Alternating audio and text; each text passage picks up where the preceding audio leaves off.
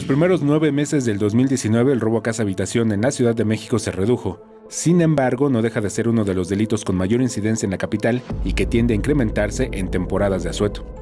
Lo que tenemos respecto al periodo pasado, comparando enero a noviembre de este año contra enero a noviembre del año previo, es que ha disminuido el robo a casa-habitación sin violencia en alrededor de 22%.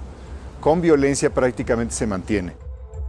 Para evitar llevarse sorpresas y que regresando de vacaciones encontremos que la casa fue robada, el Consejo Ciudadano nos da las siguientes recomendaciones.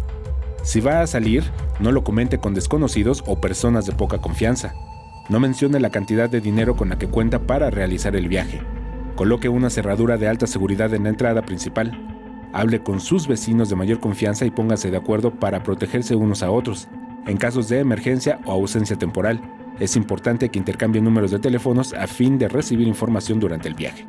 Tiene que haber un acuerdo, una especie de red de confianza de los vecinos para protegerse presencialmente de la presencia de la amenaza del robo a casa-habitación, porque está demostrado, primero, 4 de cada 5 robos a casa-habitación ocurren sin violencia. Esto implica que el delincuente valora si hay alguien ahí o no. Cuando ocurre con violencia es porque accidentalmente, a pesar de la previsión del delincuente, había alguien o llega alguien a la casa-habitación que va a ser robada. Además, si antes de salir observa a una persona sospechosa, repórtela al número de emergencias 911. Evite dejar las llaves de su casa fuera o debajo del tapete. Realice una lista de objetos y aparatos más costosos. Conserve las facturas y documentos que acrediten la propiedad de esos bienes. Y por favor, no publique en redes sociales que está de viaje.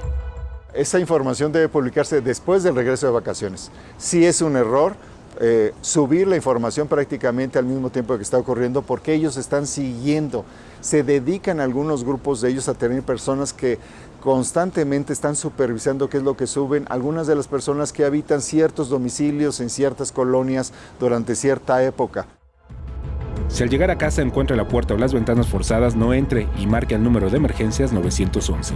Información y voz, Alberto Álvarez Santana, 21 Noticias.